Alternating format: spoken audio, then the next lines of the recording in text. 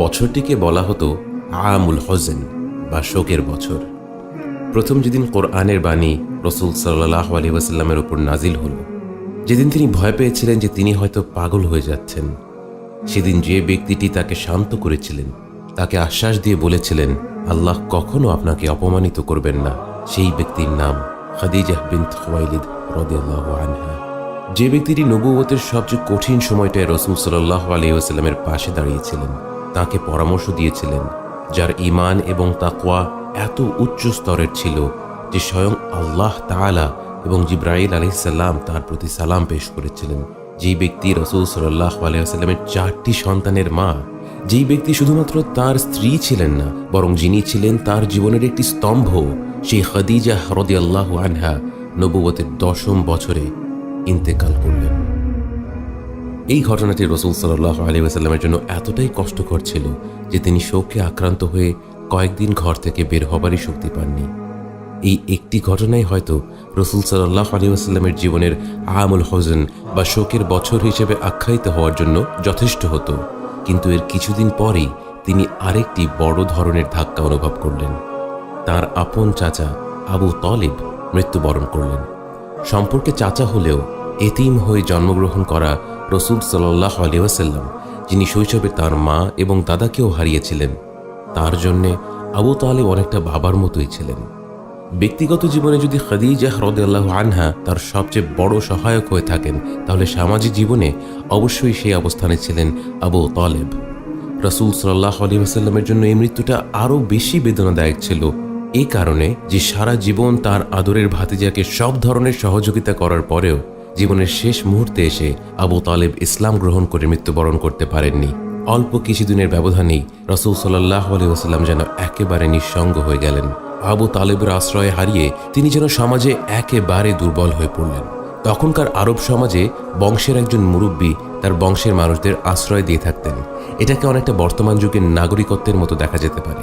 আবু তালেব মারা যাওয়ার পর বনু হাশেম বংশের নেতৃত্ব চলে গেল আবু লাহাবের কাছে, যে আত্মীয়তার খাতিরে রসুল সাল্লাল্লাহু আলাইহি ওয়াসাল্লামকে কয়েকদিন আশ্রয় দিলেও ইসলামের প্রতি প্রবল ঘৃণার কারণে সে তার আশ্রয় উঠিয়ে নেয়।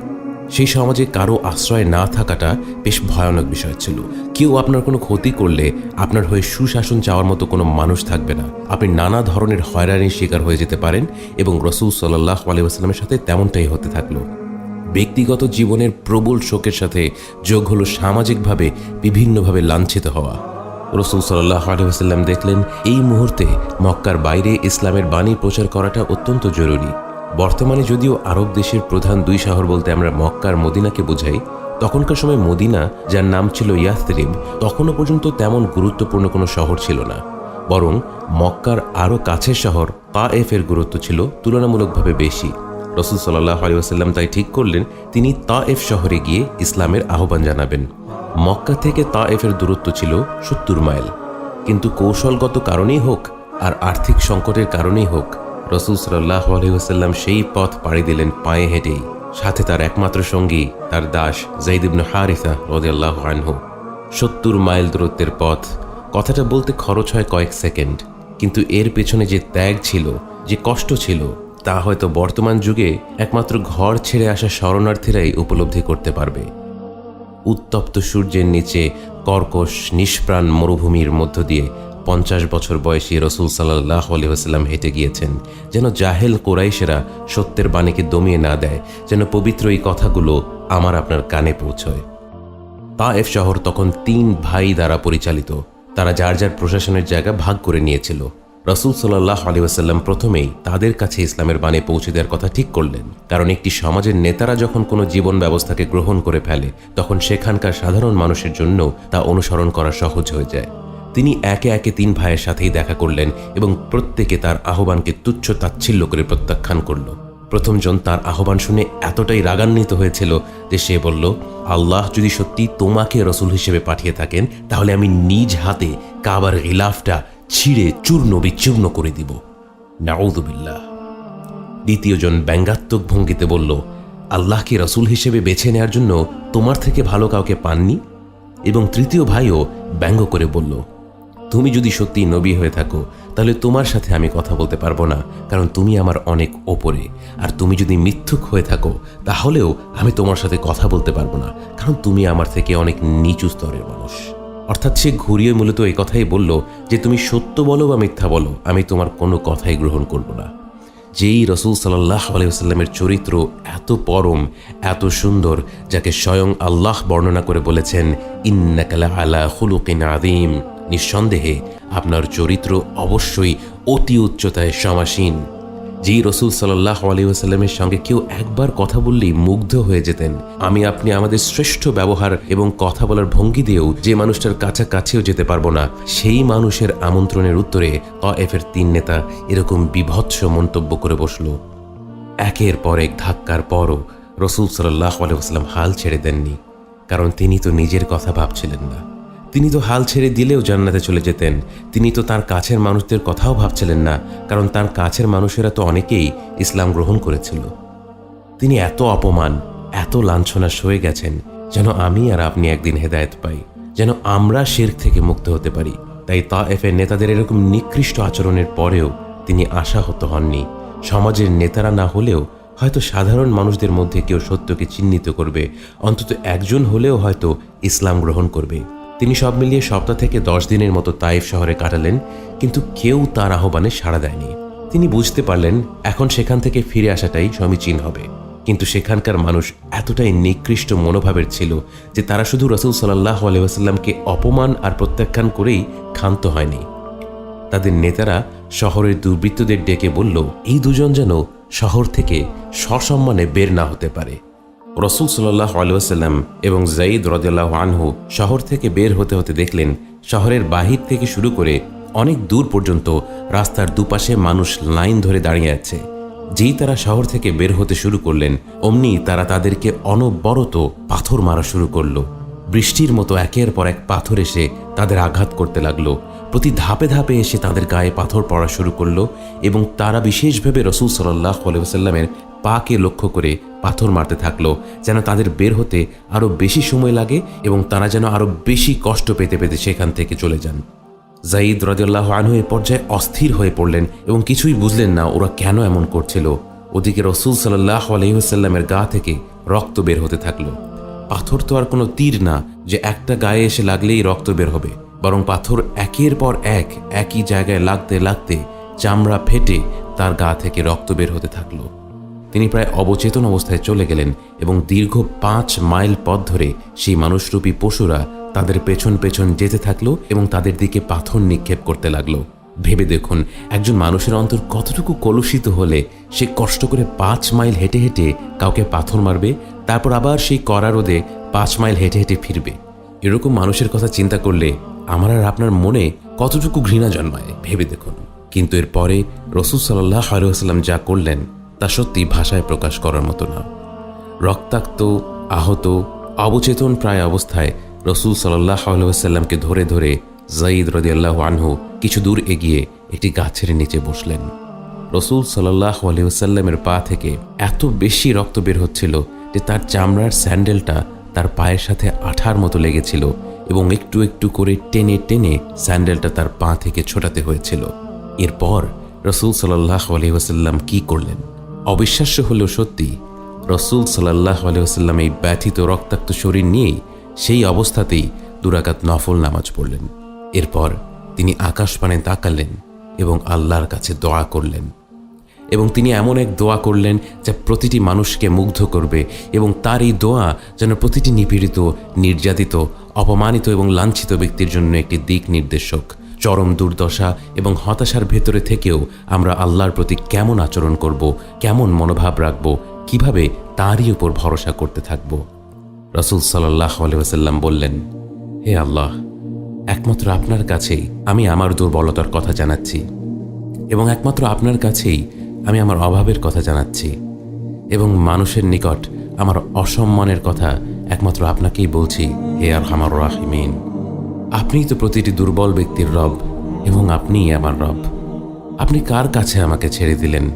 এমন অচেনা মানুষদের কাছে যারা আমার ক্ষতি করতে চায়, নাকি এমন শত্রুর কাছে যাকে আপনি আমার চেয়ে অধিক শক্তি দিয়েছেন? হে আল্লাহ, যদি আপনি আমার উপর রাগ না করে থাকেন তাহলে এর কিছুতে আমার কিছু আসে যায় না, কিন্তু আপনার আশ্রয় পেলে আমার পরিস্থিতি আরেকটু সহনীয় হবে। হে আল্লাহ, আমি আপনার চেহারার নূরের কাছে আশ্রয় চাই, যা সব অন্ধকারকে উজ্জ্বল করে দিয়েছে, যা দুনিয়া এবং আখিরাতের সব বিষয়ের সংশোধক। আল্লাহ, আপনার রাগ এবং অসন্তুষ্টি থেকে আমি রেহাই চাই। আল্লাহ, এ সব কাজই শুধু আপনাকে খুশি করার জন্যে করা, এবং আপনি ছাড়া কোনো শক্তি নেই, কোনো ক্ষমতা নেই।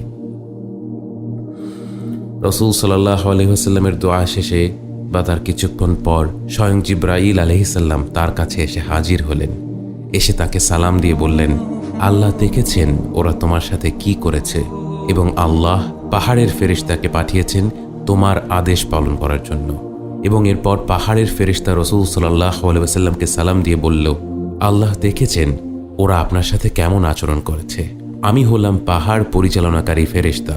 আমাকে আপনার রব আপনার কাছে পাঠিয়েছেন যেন আপনি যা আদেশ করেন আমি তাই পালন করি।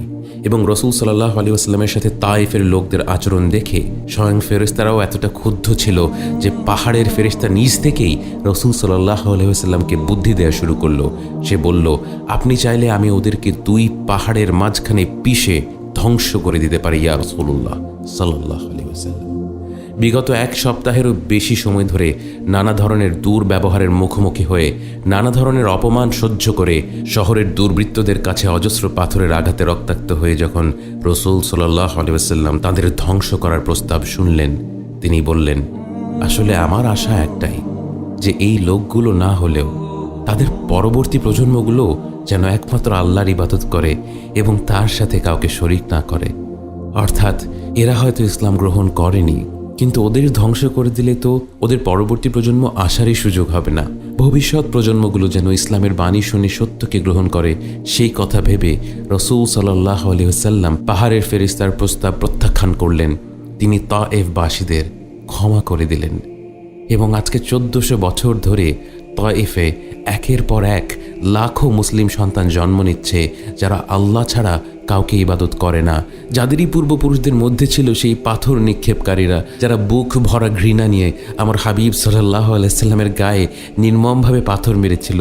আজকে তাদেরই বংশধরেরা বুক ভরা ভালোবাসা নিয়ে, শ্রদ্ধা নিয়ে রাসূল সাল্লাল্লাহু আলাইহি ওয়াসাল্লামের গল্প পড়ে, তার প্রতি সালাওয়াত পাঠ করে, তার সাথে জান্নাতে সাক্ষাৎ করার স্বপ্ন দেখে। এবং এভাবেই রাহমাতুল লিল আলামিন, মহাবিশ্বের জন্য রহমত হিসেবে প্রেরিত রাসূল সাল্লাল্লাহু আলাইহি ওয়াসাল্লাম তার অনুগ্রহ দিয়ে বিজয়ী হয়ে গেলেন। এবং তার এই গুণাবলীগুলোর জন্যই আখিরাতে তিনি থাকবেন মাকামা মাহমুদে। দ্বিতীয় পর্বে আমরা রাসূল সাল্লাল্লাহু আলাইহি ওয়াসাল্লামের তায়েফ থেকে ফেরার পথের অভিজ্ঞতাগুলোও দেখব এবং সেই ঘটনাগুলো থেকে শিক্ষণীয় বিষয়বস্তু আলোচনা করব। প্রথম পর্বের ঘটনাগুলো থেকে আমরা যে বিষয়গুলো নিয়ে ভাবতে পারি তা হলো, কঠোর প্রতিকূলতার সম্মুখীন হয়েও রাসূল সাল্লাল্লাহু আলাইহি ওয়াসাল্লাম কখনো আল্লাহর সিদ্ধান্ত নিয়ে অভিযোগ করেননি, বরং তিনি আল্লাহর কাছে তার নিজের দুর্বলতা তুলে ধরে, তার পরিস্থিতি তুলে ধরে সাহায্য চেয়েছিলেন। দ্বিতীয়ত, তিনি তার লক্ষ্যে সর্বদা অটল ছিলেন। তার লক্ষ্য ছিল আল্লাহকে খুশি করা। তাই এত কিছু সহ্য করার পরও তিনি বলেছেন, আল্লাহ তুমি যদি আমার উপর রাগ না করো তাহলে আমার কোনো কিছুতেই কিছু যায় আসে না, আমি হাজারো প্রতিকূলতা সহ্য করতে পারবো।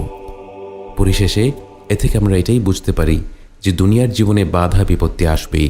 সর্বকালের সর্বশ্রেষ্ঠ সৃষ্টি আল্লাহর সবচেয়ে প্রিয় বান্দার জীবনে যদি এত কঠিন পরীক্ষা আসে, যার তুলনায় আমাদের সবার সমস্যাগুলোকে তুচ্ছ মনে হয়, তাহলে বুঝতে হবে প্রতিকূলতার সাথে মোকাবেলা করা এই জীবনেরই একটি নিয়ম। সব ধরনের সমস্যার সমাধান করে চিরকাল সুখে শান্তিতে থাকার নাম হচ্ছে জান্নাত। এটা এই জীবনে আশা করাটাই বোকামি। কিন্তু ঠিক যেমন রাসূল সাল্লাল্লাহু আলাইহি ওয়াসাল্লামের কাছে আল্লাহ তাআলা জিবরাইল আলাইহিস সালামকে পাঠিয়েছিলেন তাকে সহায়তা করার জন্য, তাকে সান্ত্বনা দেওয়ার জন্য, তেমনি করে আমাদের জীবনেও প্রতিকূলতার পরে ভালো সময় আসবেই। ফাইন্না মাআল উসরি ইউসরা, ইন্না মাআল উসরি ইউসরা। আমাদের করণীয় হচ্ছে বাধা বিপত্তির সময় হাল ছেড়ে না দিয়ে আল্লাহর উপর ভরসা করে জীবনের উদ্দেশ্য পূরণের দিকে এগিয়ে যাওয়া। আল্লাহ বিশ্বের সকল নিপীড়িত নির্যাতিত মুমিন বান্দাদের কঠোর পরীক্ষাগুলোকে সহজ করে দিন এবং আমাদের সকল গুনাহ মাফ করে দিন। আমিন।